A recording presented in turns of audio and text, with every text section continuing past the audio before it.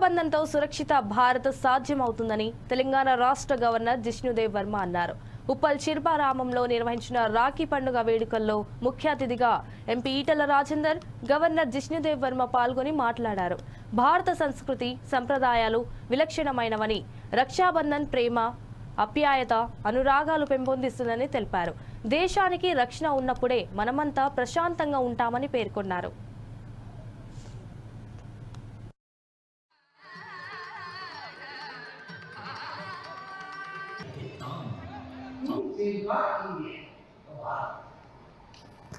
भारत का सुरक्षा के लिए भाई बहुत बहन प्रतिज्ञा लेते हैं आज के दिन। इसके दिन को हम क्या बोलते हैं? Rakshabandhan.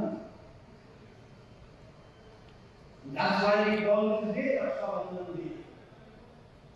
I heard the speaker from there.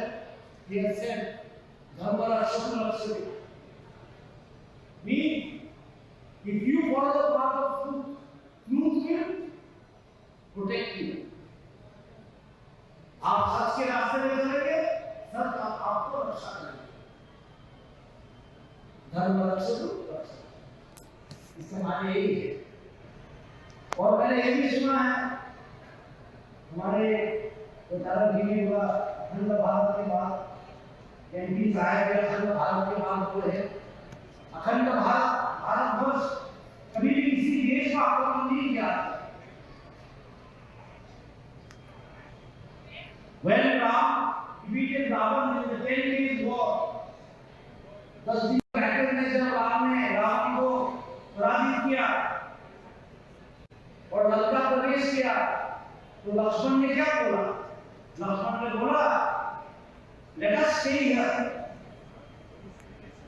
Our Lanka is more beautiful than our Ayodhya." Then Sri Ram said, "Janani Janmabhoomischa Sargapati Race."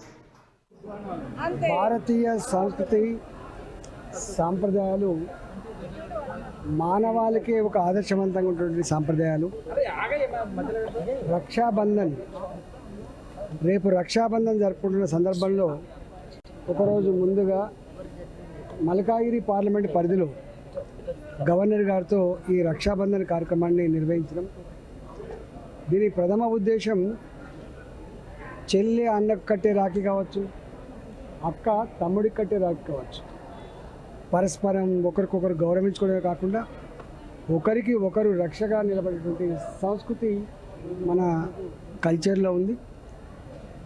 Modi గారి నాయకత్వంలో భారత్ అతివేగంగా దూసుకుపోతున్న సందర్భంలో అనేక దేశాలు ఈ దేశాన్ని విచ్ఛిన్నం చేయాలని, ఈ దేశంలో అల్లకల్లం సృష్టించాలని చెప్పి ఏ ప్రయత్నమే జరుగుతూ ఉందో, ఇవాళ మనకు మనం ఎట్లయితే రక్షణ ఇవాళ రాఖీ కట్టుకుంటా ఉన్నామో, దేశాన్ని రక్షించుకుని దేశాన్ని కాపాడుకునేటువంటి దాంట్లో అందరం భాగస్వాములు కావాలనేటువంటి కాన్సెప్ట్తో ఈ రక్షాబంధన్ దేశ్కి రక్ష, ఇవాళ కుటుంబ రక్ష, రాష్ట్రానికి రక్ష, దేశానికి రక్ష అనేటువంటి కాన్సెప్ట్తో ఈ ప్రోగ్రాం నిర్వహించుకున్నాము.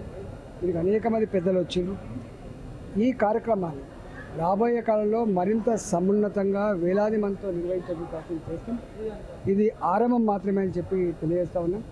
రేపు రక్షాబంధన్ కార్యక్రమంలో పాల్గొంటున్న మా చెల్లెలకు, అక్కలకు అందరికీ కూడా పేరు పేరున శుభాకాంక్షలు తెలియజేస్తాం.